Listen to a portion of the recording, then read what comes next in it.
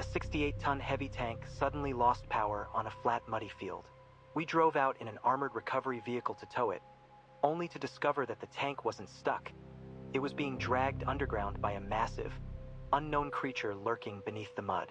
It had clamped onto the tank's undercarriage and was pulling it down with such force that the steel rescue cable was dragging my own vehicle toward the quagmire.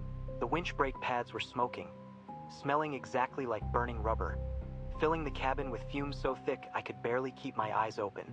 Not a single green light remained on the dashboard. Everything was flashing red, like a Christmas tree. My right hand gripped the hydraulic lock while my left braced against the roof, my body being thrown violently to the left.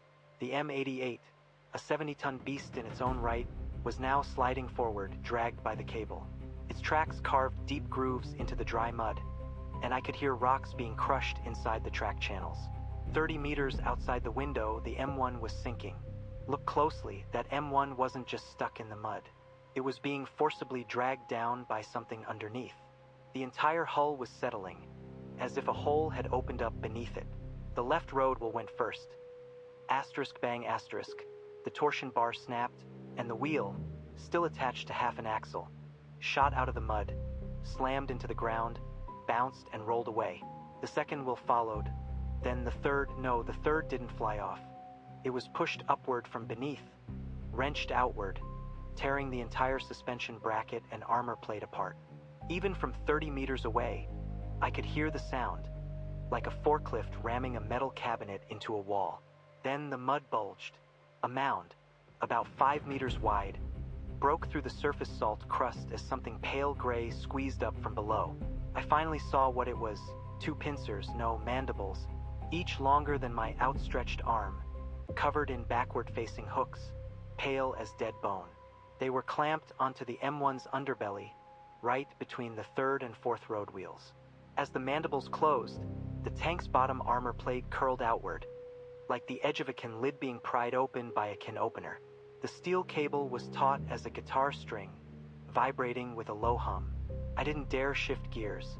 The hydraulic oil temperature gauge was already in the red, but the winch kept spooling out cable, 3 meters per second, and the brake disc was useless even when fully engaged.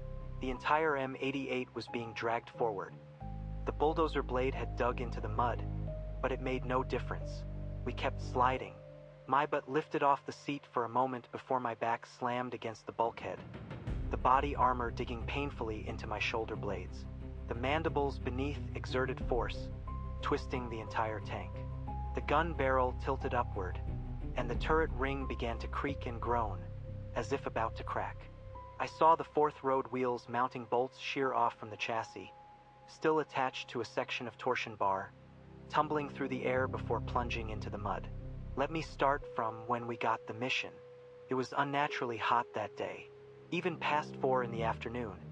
The sun hammered down on the armor plating, burning through my combat uniform.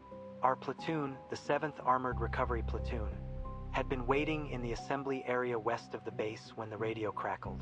Battalion Command said a frontline M1 was stuck in a mudflat formed by the Tigris River, had lost power, and needed a tow.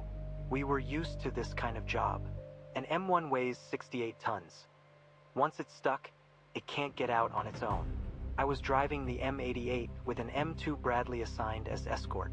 The vehicle commander, Wilson, an old acquaintance, complained over the radio about having to go out in this heat and lose a layer of skin. I told him he had air conditioning. What was he complaining about? I was being roasted by the diesel engine. When we reached the coordinates, the place was even more desolate than I'd imagined. A vast, flat expanse of dried mud, covered in a white, crusty layer of salt that looked like snow from a distance. The M1 was tilted in the middle of the mudflat, its right track mostly submerged. The crew had already evacuated and were standing nearby, waiting. I jumped out of the vehicle, my boots crunching on the salt crust. The heat haze made the horizon shimmer, straining my eyes. I walked to the rear of the M1 and crouched to inspect the tow hook. That's when I caught a smell. Rotten, like sulfur mixed with fertilizer, seeping up from the mud. The mud itself felt off too. When I stepped on it, my boot sank and took some effort to pull free. The mud was a dull gray, incredibly sticky, hardening on my boot like concrete once it dried. I poked the mud with my bayonet. About a hand's depth in, the blade hit something hard yet elastic, giving slightly under pressure. When I pulled the bayonet out, the tip was coated in a clear, sticky fluid that clung in long strands, impossible to shake off. I asked the tank crew if there was an underground river or something beneath the mudflat. They said they didn't know. The ground felt solid when they stepped on it. Wilson scanned the area with the thermal imaging in the M2. He leaned out from the hatch, turned the display toward me and said, "Look, there's a cool spot down here." On the screen, beneath the chassis of the M1, there was indeed a dark patch, its temperature noticeably lower than the surrounding mud. The shape was irregular and its edges were slowly shifting. He tapped the screen, thinking the equipment had malfunctioned. I said it might just be a layer of water under the mud, a temperature difference. He grunted and turned off the screen. No point overthinking it. We were under tight deadlines from command, with QRF helicopters buzzing around the area. We had to finish the job before dark. I pulled the steel cable from the M88's winch, hooked it onto the M1's tow hook, and secured it with 2 safety latches. Back in the cab, I shifted into 4-wheel low and started reeling in the winch. Everything seemed normal at first. The winch took up the slack, the cable tightened, and the M1 shuddered before starting to slide backward. Mud squeezed out from the front of the tank, pushing the salt crust forward like a plow. I kept the winch speed steady at 2.5 rotations per minute. Then, 3 minutes in, something went wrong. The load reading suddenly dropped from over 30 tons to just a few tons. The cable had gone slack. Slack meant there was no resistance ahead. But through the glass, I could see the M1 hadn't moved an inch backward. It wasn't moving back. It was sinking down. I thought the mud bottom had given way and quickly increased the winch speed to 4 rotations per minute. The load surged again, this time climbing past 40 tons and still rising. The cable tightened with a series of sharp twangs, but the M1 remained motionless. Wilson's voice crackled over the comm, tense and strained. "Your rig's sliding forward," he said. I told him I wasn't touching the throttle. "Then look for yourself," he shouted. I leaned halfway out the side window. The M88's tracks were spinning in place, digging a meter-deep trench in the mud, and the vehicle was being dragged backward toward the mire.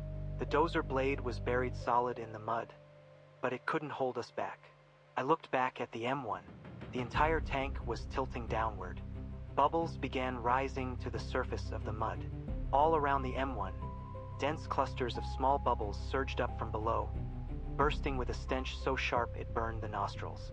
Ripples spread across the mud in concentric circles, pulsing like a heartbeat.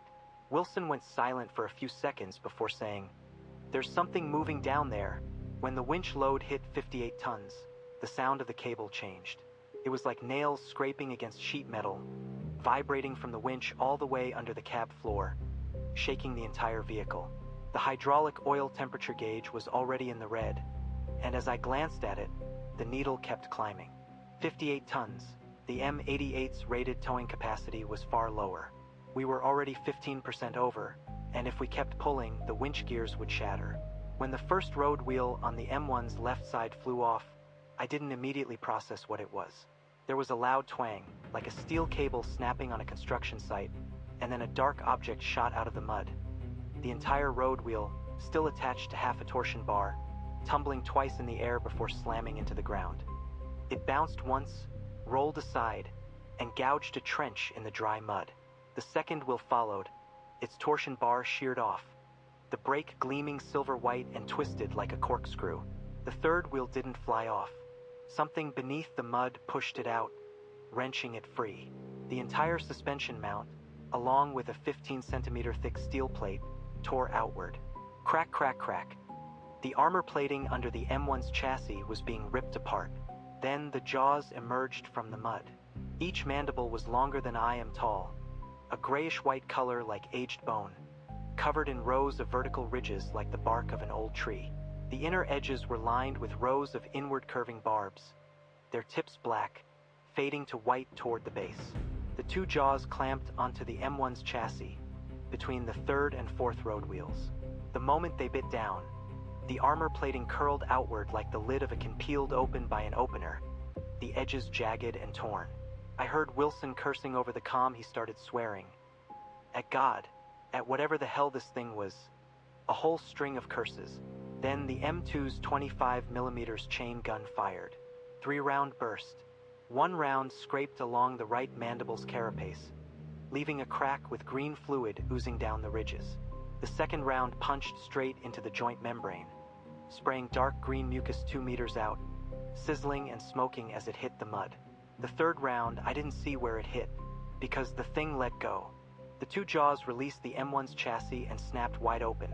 The mouth gaped wider than a damn truck bed, revealing a circular maw about 1 meter in diameter.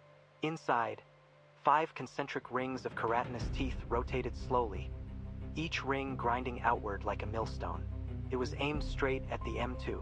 A massive jet of high-pressure mud erupted from that mouth, mixed with gravel and a sticky, transparent fluid. It shot out with a whooshing sound and slammed into the front armor of the M2 with a sharp crack. The 22-ton infantry fighting vehicle was shoved back half a meter, the composite ceramic layer on the armor sizzling. Even from 20 meters away, I could see smoke rising from the armor. The fluid was corroding it. The surface was pitted with needle-sized holes about 2 millimeters deep, and the entire front was smeared with dark green slime. The M2's optics were completely blinded. The gunner's sight, commander's sight, periscopes. Every exposed glass surface was coated in a sticky substance, as if doused in paint. Nothing was visible. Wilson shouted over the comms for his crew to switch to backup optics. The cable load was still climbing 62 tons now. The M88 was being dragged forward, sliding despite my dozer blade being firmly dug into the mud. It was useless. The diesel engine was redlining, black smoke billowing from the exhaust, and the entire cabin shook as if driving over a washboard road. I leaned out the side window to look back. The 2 trenches dug by the tracks were already waist deep. Rocks churned up by the treads were crushed, and mud splattered across the rear fender. The M1 sank deeper. The gun barrel tilted at a steeper angle, and the turret ring groaned and creaked. Fluid began seeping from cracks in the chassis, oil and diesel mixing to form an iridescent sheen on the mud's surface. The thing latched on again. This time, it clamped onto the joint between the M1's turret ring and hull. As its jaws closed, the gun barrel jerked upward, and the entire turret twisted 15 degrees to the left. The gears in the rotation mechanism locked with a deafening metallic crash. I could hear the M1's internal structure being crushed, torsion bars snapping one after another in a rapid series of cracks, like railroad ties being pried apart. The creature's body still hadn't fully emerged from the mud. Only that pair of massive jaws erupted from the sludge. The muscular column at the base of the jaws was thicker than the M1's gun barrel. Through the translucent, thick hide, the muscle fibers beneath writhed in a deep crimson, contracting and expanding. With each cycle, the biting force intensified, and the steel plate of the M1's chassis dented inward another inch. Wilson leaned out of the M2's hatch, clutching an M4. He emptied an entire magazine into the muscular column at the base of the jaws. The bullets either ricocheted off or embedded uselessly in the thick hide, failing to penetrate. The creature's reaction to the gunfire, it ignored Wilson entirely. When its appendages emerged from the mud, I only saw 2 dark shadows shoot upward. The ends of the appendages were 3-toed claws, each the size of a human arm. One claw clamped onto the coaxial machine gun barrel on the front of the M2 and twisted it inward, bending the barrel 45 degrees. The other claw slammed into the side of the M2's turret, spinning it halfway around. The gun barrel struck the mud, sending a spray of sludge into the air. At that moment, the cable snapped. After the sound of the cable breaking, the swamp fell silent. An eerie quiet settled in. Where chaos had reigned moments before, now there wasn't even a breeze. Heat waves shimmered over the salt crust, and the pair of jaws retracted into the mud. The surface closed up as if nothing had happened.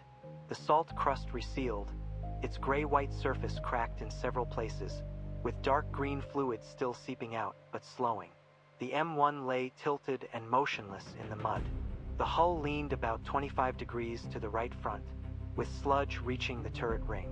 The gun barrel pointed awkwardly skyward, where it had been bitten. The sealing ring around the turret ring was squeezed out, its rubber edge exposed. The 3 left road wheels were gone entirely, leaving only deformed bolt holes on the mounts. From the punctured chassis, oil continued to seep slowly, pooling into a reflective puddle on the mud. I locked the winch brake and got out of the vehicle.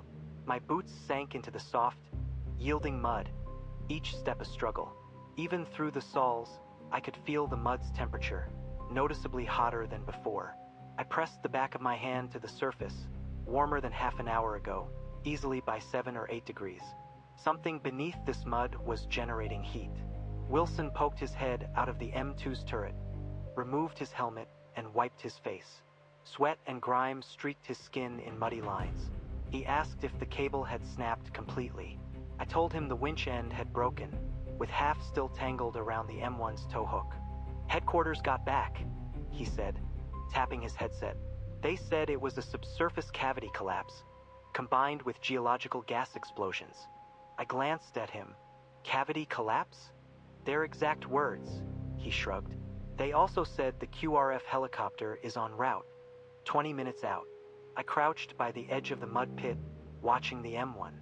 The crew had been evacuated long ago, leaving only an empty tank tilted there, sunlight glaring off the turret's paint.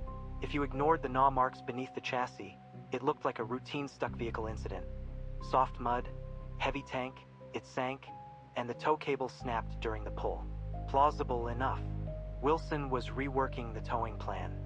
He suggested using 2 cables crossed and hooked to the 2 tow points at the M1's rear, splitting the pull angle. Maybe that would wrench it free. I sent him to fetch the spare cables while I walked a full circle around the pit's edge. When I reached the M2's flank, I paused. The surface of the mud was trembling. The movement was slight, easy to miss if you weren't paying attention. The fragments of salt crust were gently hopping, like sand grains scattered on a drumhead. I planted my boots firmly, held my breath, and counted. 4 beats, a tremor. Another 4 beats, another tremor. The smell in the mud had changed too. The earlier sulfur stench had faded, replaced by a sharper, sour rot, like garbage left out for 2 days in summer. A spoiled acidity that tightened your throat after a few whiffs. I took a few steps toward the M1 and saw cracks forming in the mud surface around the vehicle. Bubbles rose from the fissures, bursting into wisps of white vapor, colorless, but carrying that sour odor with them. Wilson swept his laser rangefinder over the ground. The readings showed the mud surface sinking extremely slowly. The area around the M1 was already about 10 centimeters lower than the surroundings, as if something beneath was sucking the slurry away. The radio started picking up interference. What had been the command post's dispatch chatter on the channel now turned into intermittent low-frequency pulses. Asterisk thump, thump, thump asterisk. Not high in frequency, but each pulse resonated in my chest, like standing in front of a subwoofer, a dull throb deep in the ribs. Wilson dragged the spare cables behind the M88, the cable reel clattering on the ground. He paused and looked up at me. "Do you feel that pressure in your chest?" I didn't answer. I was staring at the grid-like cracks on the mud surface. Bubbles were rising from the fissures again, denser this time, one after another, pop, pop, pop, forming a neat ring around the M1. Just as the second cable was hooked to the M1's rear tow point and I hammered the safety latch shut, the ground moved. This was different from before. The entire mud pit was bulging outward. The mud surface around the M1, at least 12 meters from front to rear, swelled upward, as if a balloon were inflating beneath it. The salt crust couldn't hold, cracking into pieces with a crackle, gray slurry oozing from the fractures, hot air carrying the sour stench rushing up. The highest point of the bulge rose at least 3 meters above the ground, mud slurry streaming down from the peak, the surface webbed with cracks like a festering boil about to burst. I backed up a few steps, my back hitting the M88's front plate. Wilson climbed out of the turret, cursed under his breath, then ducked back inside to traverse the gun. It burst. The top layer of the mud bulge split open with a crack. Then the entire crust collapsed. What pushed up from within? A grayish-white shell, segmented, each segment wider than I was tall, connected by gray-brown membranes that stretched taut, revealing the muscle bundles beneath. The widest segment was about 8 meters across, the part exposed above the mud, from the mouth that had bitten the M1 to the section still buried, stretched at least 6 meters long. The shell was scarred with deep and shallow fissures, encrusted with debris, mud, gravel, and something dark and unidentifiable wedged into a crevice. I could see the mandibles clearly now. Earlier, I'd only seen the part clamped onto the tank, but now its entire head had thrust upward. The muscle columns at the base of the jaws were thicker than my waist. Beneath the translucent chitinous shell, the muscle fibers contracted rhythmically like a pump. Behind the jaws were 6 pairs of appendages, 6 on each side, each ending in 3 claw-like digits the size of a human arm. Their tips black, tendons visible between the joints as they opened and closed. The thing began chewing the M1. The 2 mandibles clamped onto the M1's chassis, grinding left and right. The tank's steel plates emitted a screech creak between the jaw teeth. The M1's bottom armor was being pressed inward bite by bite. The tips of the chitinous teeth first dented the surface, the surrounding armor steel crumpling into rigid folds. The metal at the bottom began to stretch and tear. The steel plate was forcibly pulled apart from both sides, metal burrs flipping up from the cracks. Then the teeth pierced through, thrusting out from inside the chassis. As the jaws withdrew, the steel around the puncture holes flared outward, the broken edges glaringly bright. The massive jaws tore through the outer armor of the chassis in one bite, exposing the torque rod channels. Another bite followed immediately. Snap, snap, snap. 3 thick torque rods were severed on the spot. But it wasn't done yet. The creature tilted its head upward slightly, and its teeth pierced straight through the engine compartment floor. Wilson's chain gun roared to life. The 25mm cannon poured rounds in at maximum rate of fire, aimed at the soft membrane behind the lower jaw where it connected to the body. The sound of armor-piercing rounds hitting the membrane was like punching wet sandbags. Thud, thud, thud, thud, thud. Each round penetrating deep.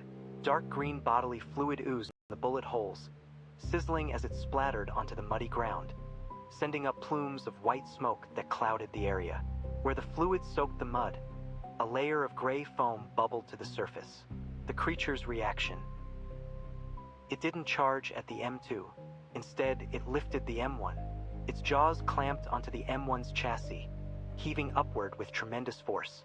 The front half of the 68-ton tank was lifted at least 3 meters off the ground, its gun barrel pointing skyward.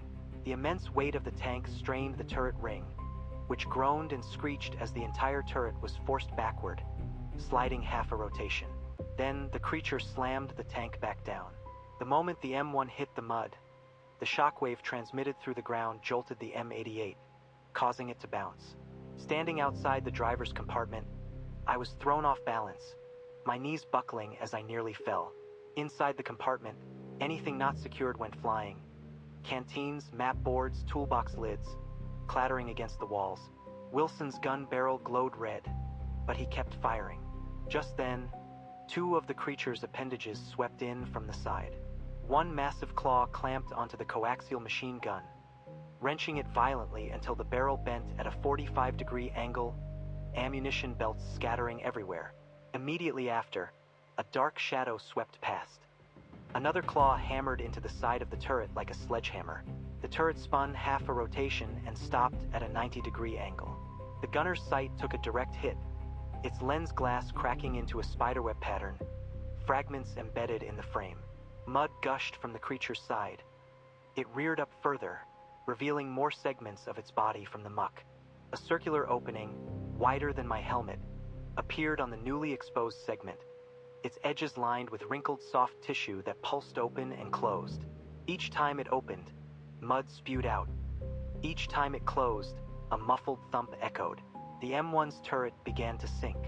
The ceiling strip around the turret ring bulged outward, crumbling as it fell apart. The gun barrel's angle slowly dipped downward. Engine oil continued to leak, staining the muddy ground in a spreading black slick. The creature kept chewing. This time, it targeted the turret bustle. Its jaws found a new grip, clamping onto the seam between the bustle rack and the turret itself. The bustle cover crumpled like paper under the pressure of its bite, hinges snapping instantly. The cover was torn off, tumbling half a rotation in the mud before coming to a stop. Wilson was shouting something, but his voice was drowned out by the chain gun. The M88's engine idled, the diesel rumbling and shaking, black smoke billowing from the exhaust pipe. I steadied myself against the fender, feeling the mud beneath my feet grow softer, my boots sinking another inch deeper. The gun barrel continued to tilt downward. Inside the bustle, I could see the reflective glint of the aluminum ammunition racks. The static on the radio shifted into a rhythmic low-frequency pulse. Thump, thump, thump. Each beat reverberating in my chest, making it hard to breathe. Wilson shouted something over the roar of the chain gun, but I couldn't make it out. His gun barrel was now glowing bright red, spent 25mm shell casings ejecting from the port and piling up in a small heap beside the turret. Armor-piercing rounds continued to penetrate the soft membrane on the creature's side, dark green fluid streaming down the grooves of its carapace. Sizzling as it hit the mud, white smoke obscuring half my field of vision. The creature wrenched the M1's turret from its ring. Its jaws shifted angle, wedging into the gap between the turret ring and the hull. As the two mandibles closed, the sealing strip around the ring was first squeezed out. Then the mounting bolts snapped one after another. I recognized the sound, the sharp crack of high-strength steel breaking, snap, snap, snap in rapid succession. The turret rotated left about half a turn, then jerked upward abruptly. The turret ring gears locked, aluminum teeth grinding against each other with a piercing screech.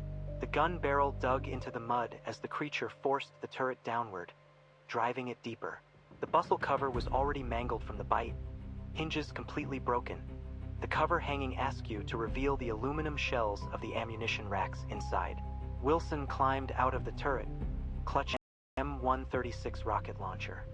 He stood atop the M2 turret, his left foot braced against the edge of the commander's hatch, his right foot planted on the storage basket bracket on the side of the turret, hoisting the rocket launcher onto his shoulder. He shouted at me to cover him. I had nothing to cover with. The M88 had no weapon station. I drew my pistol, a 9mm, unsure if it would even leave a scratch on that thing's armor, but I raised it anyway. I fired 3 shots at the appendage closest to Wilson. The first shot ricocheted off the armor, the second hit the soft membrane at the joint of the appendage, and the third struck the same spot. A small hole appeared in the membrane, oozing a few drops of dark green fluid. The appendage showed no reaction. The rocket launcher fired. The warhead trailed white smoke as it flew into the creature's gaping maw, striking the rotating rings of keratinous teeth inside. The explosion jerked the creature's head upward, blasting a large chunk out of the internal structure of its mouth. Fragments of keratinous teeth flew out, one as large as a wash basin, spinning through the air before embedding itself in the mud, its edges still dripping with green fluid. The creature's reaction: 2 appendages shot out of the mud simultaneously, moving much faster than before. One claw clamped onto the junction of Wilson's left arm and neck. The edge of his Kevlar helmet cracked under the pressure, the fiber layers separating with a sound like tearing cloth. The other claw seized the shoulder straps of his tactical vest, snapping both straps at once and sending the buckles flying. Wilson was yanked off the turret. As his feet left the hatch, one boot caught on the hinge of the hatch cover, tearing off and remaining lodged in the hinge gap while he was already airborne. The entire process took less than 2 seconds. Before the mud splashed up from his fall had even settled, he was dragged beneath the surface. The mud closed over him, leaving only his boot dangling from the hinge. The M2's co-driver frantically kicked open the escape hatch under the vehicle, pushing aside the square armor plate and rolling out directly from under the chassis, covered in mud. He scrambled to his feet and ran in the opposite direction of the mud pit. After about 10 meters, an appendage swept in from the side, its claw clamping onto his right thigh. The fabric of his combat uniform immediately caved in at the point of impact. The pant leg tightened all the way to the groin, the fabric fibers stretched to their limit. He was dragged back, his fingers clawing at the ground, leaving 10 furrows in the mud deep enough to sink half a palm into. One furrow started from where he fell and disappeared at the edge of the mud pit. I later walked over and measured it, about 11 steps. The remaining crew inside the M2 locked all the hatches shut. The driver could see outside through the periscope. Wilson's M4 carbine floated on the surface of the mud. Its sling tangled around something pale and gray. His helmet floated too, its liner turned inside out, the inner foam padding soaked with muddy water, sagging heavily. Command was still asking questions over the radio. They couldn't hear what was happening on our end. The interference was intermittent, and the voice coming through the channel was chopped into fragments. 7th Platoon. Report. Your. Coordinates. Support. Minutes. No one answered. None of the surviving crew in the M2 touched the radio. I sat in the M88's driver's compartment. The hatch was open, my legs dangling outside. The diesel engine was still idling. The oil temperature gauge needle hadn't dropped from its high position.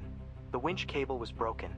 Hydraulic oil dripped from the ruptured lines, pooling into a small puddle at my feet. The fuel gauge showed less than a quarter tank. I placed my pistol on my lap, ejected the magazine, and checked it. 11 9mm parabellum rounds left. Firing them at that thing would be as useless as spitting. I looked up at the creature. It had risen further out of the mud. More segments of its body were exposed, each with a circular opening on the side, edged with wrinkled soft tissue, rhythmically opening and closing. Each time it opened, a stream of mud-mixed water sprayed out, and when it closed, it made a dull thump, like a fist hitting a wet sandbag. The creature's pale gray bony shell gleamed in the setting sun, its calcium surface covered in scars of varying depths, with some unidentified attachments embedded in the crevices. Its mouth was still working on what remained of the M1, its lower jaw having already bitten through the turret ring. The turret had completely separated from the hull, tilted to one side, held in the creature's mouth like a bone. Its lower jaw slowly ground away, the aluminum turret shell creaking and groaning under the pressure. Bullets were useless. The 25mm chain gun could only drill a few holes in the soft membrane, and the rocket launcher, even when fired into its mouth, had only chipped away a layer of its hide. With conventional methods, we would all die here. I leaned into the M88's driver's compartment, scanning the location of the fuel delivery line. The manual pump under the winch control panel connected to the fuel tank with a detachable hose.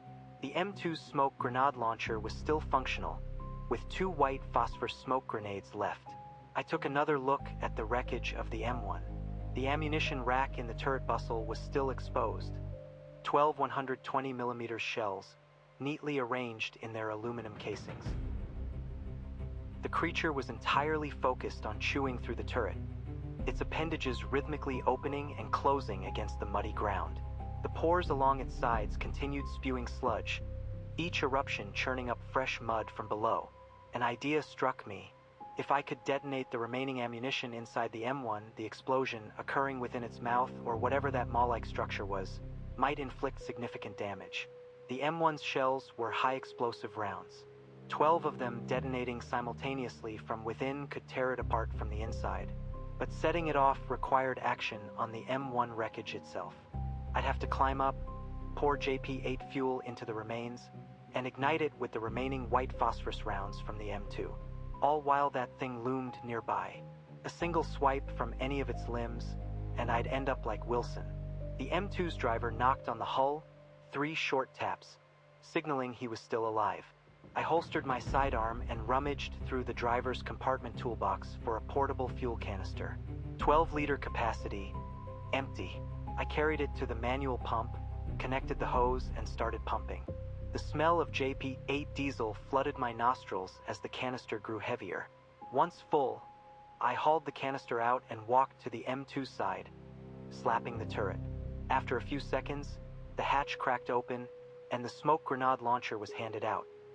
The aluminum barrel still hot to the touch, loaded with 2 M76 white phosphorus rounds.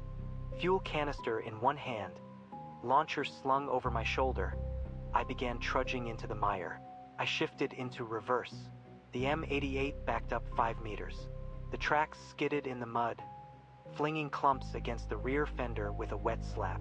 The bulldozer blade tore free from the sludge, dragging up a massive chunk of mud tangled with roots, which shattered upon hitting the ground. I cranked the steering wheel hard left, angling the hull to make room for the next step, unspooling the winch. The engine shuddered, its usual deep chugging now marred by metallic clattering. The turbocharger was probably overheating. I released the winch brake. The steel cable whirred out, the drum spinning wildly. The remaining severed length of cable whipped from the fairlead, lashing through the air before smacking against the M88's rear fender with a clang. The M1's hull, still tethered to the creature, accelerated its descent into the muck. The other end of the cable remained hooked to the M1's tow hitch, now taut, dragging the M88 toward the pit. The speedometer needle climbed 7 kilometers per hour. I wasn't pressing the gas. The vehicle was being pulled. The tracks scraped against the ground, their passive rotation producing a harsh metallic clatter, dry, disjointed, devoid of the engine's usual rhythm. The creature sensed the M88's approach. 2 appendages rose from the mud with a wet, sucking sound, sludge cascading off their grayish-white carapace. The first limb slammed down from above, its spike-like tip driving like a chisel through the M88's right engine compartment cover. The 5mm steel plate crumpled inward before splitting, fractures radiating outward, edges curling in like a punched hole. The spike kept going, smashing into the turbocharger housing, cracking the cast iron shell. A turbine blade shot free, ricocheting inside the compartment before embedding itself in the radiator's aluminum fins. The engine power gauge plummeted from 50% to 37%, the diesel coughing out its last coherent bursts before devolving into a sputtering, uneven rhythm. Thud, thud, thud, thud, thud, thud, thud. The second appendage curled around the left side of the vehicle, seizing the bulldozer blade's hydraulic arm. The arm, thicker than my calf and forged from tempered steel, groaned under the pressure. At first, it was a metallic screech of resistance. Then, at the piston rod's base, it began to bend. That hardened steel cylinder, thicker than a human leg, forced into submission with a grating shriek. The black hydraulic hose fittings fractured, spiderwebbed with silver cracks before snapping outright. Hydraulic fluid sprayed out in a fine, rust-colored mist, coating the windshield. The wipers automatically activated, smearing the mess into a hazy, fan-shaped blur. The arm kept bending. At around 40 degrees, the piston rod snapped, the broken half ricocheting off the M88's front armor, leaving a white scar. The M88 slid into the edge of the pit. The vehicle tilted forward, the right side road wheel sinking into the mud first, followed by the left. The sludge rose past the topmost road wheel, and the chassis settled onto the muddy surface. I opened the left side hatch, the right was already blocked by appendages. As the hatch swung open, thick, icy mud surged through the gap, flooding over the tops of my boots. Over at the M2, the turret hatch was cracked open slightly. The gunner, now acting as the tank commander, handed out the smoke grenade launcher through the gap, its aluminum tube still bearing the white oxidation marks from the last firing. He had loaded 2 M76 white phosphorus rounds, their casings stamped with the hazard symbol for white phosphorus. He placed the launcher on the turret roof and slid it toward me. The launcher skidded down the sloped turret, and when I caught it, the aluminum tube burned my hands. I jumped off the vehicle. The mud reached the backs of my knees, forcing me to wrench each leg free with every step, my boots making a wet plop as they emerged, the mud immediately filling the void left behind. Carrying the launcher and dragging a 12-liter JP-8 fuel canister, the canister scraped through the mud, its surface coated in a layer of gray sludge. The wreckage of the M1 lay about 15 meters ahead. The turret ring had completely sunk into the mud, with only a corner of the rear compartment still visible, its aluminum shell reflecting a sickly pale glow in the setting sun.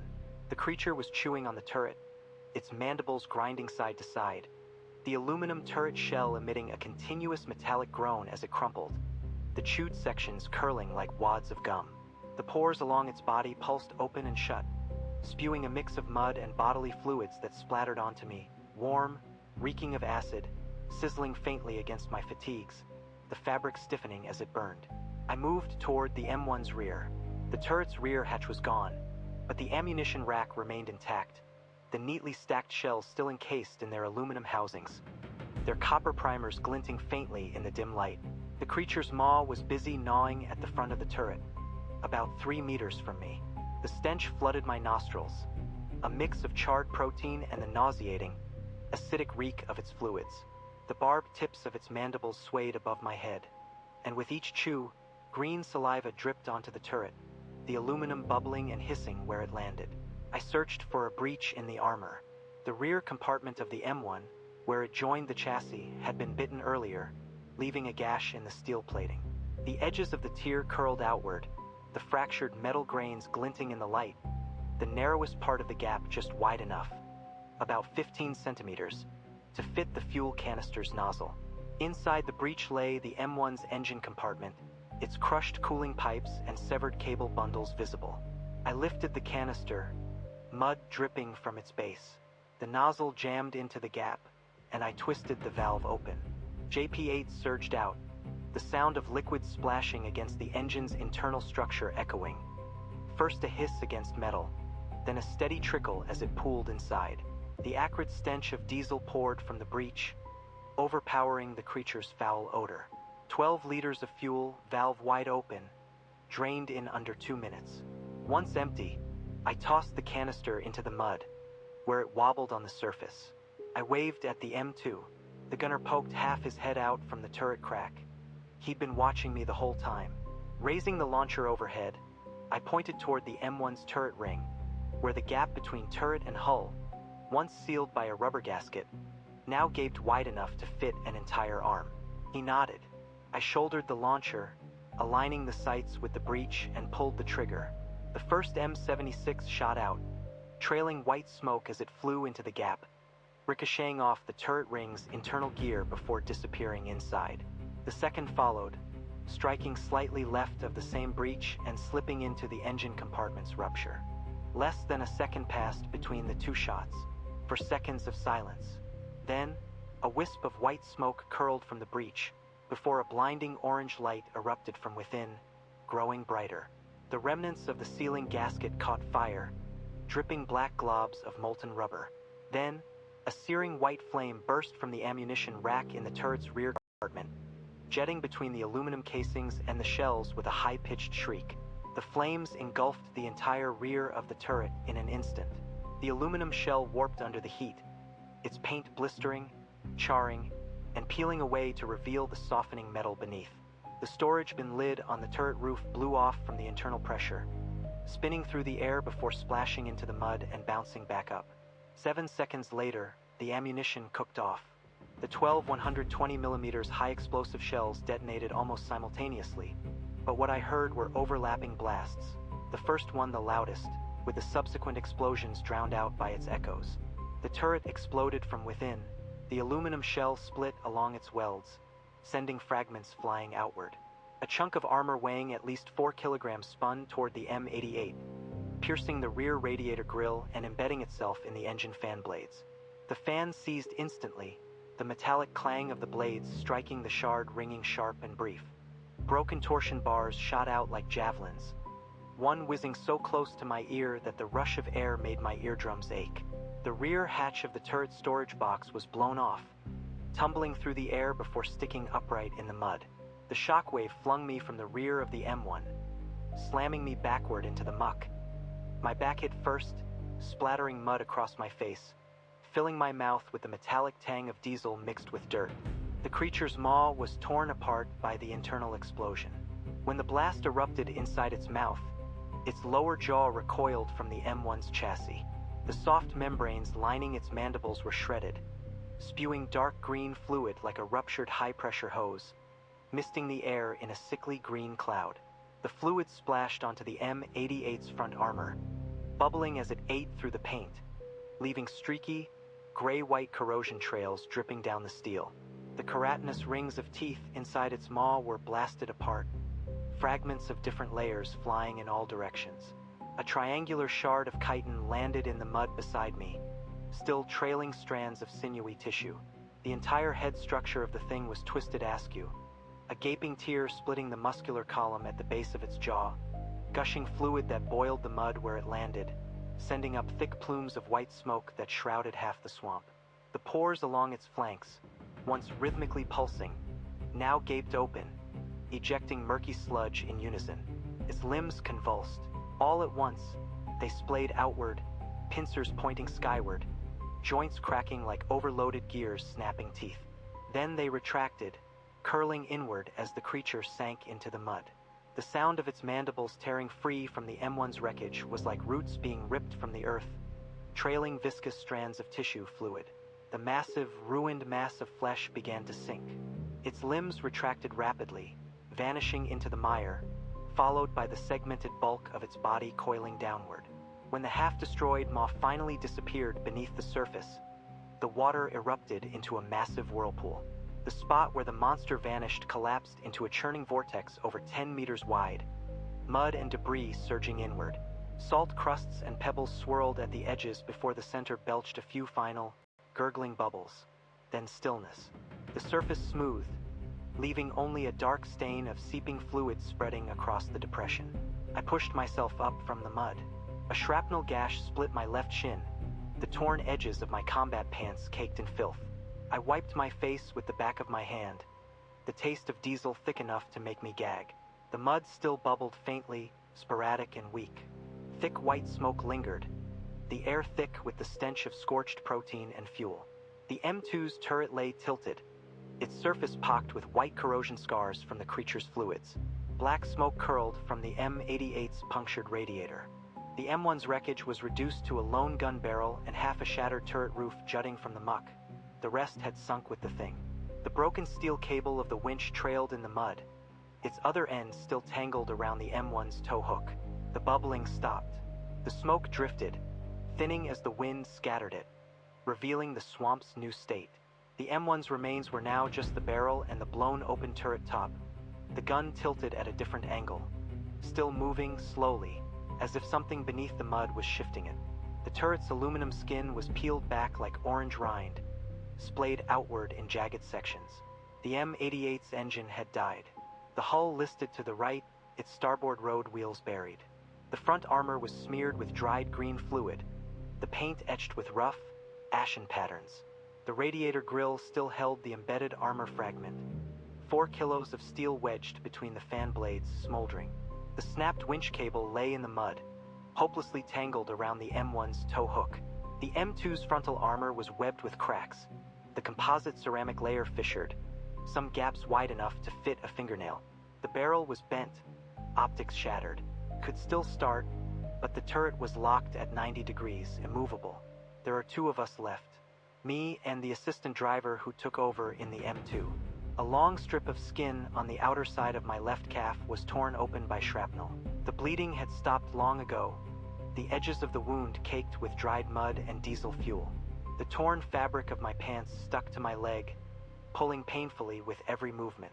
I wrapped a tourniquet around it twice, not too tight. The radio suddenly crackled to life. The voice from the command post cut in, saying the QRF helicopter would reach the coordinates in less than 4 minutes. The signal was clear, no interference now. They asked for casualty reports. I gave 2 names. The surface of the mudflat had settled. Where the thing had sunk, the slurry was darker than the surrounding area, forming an oval-shaped depression large enough to swallow a truck.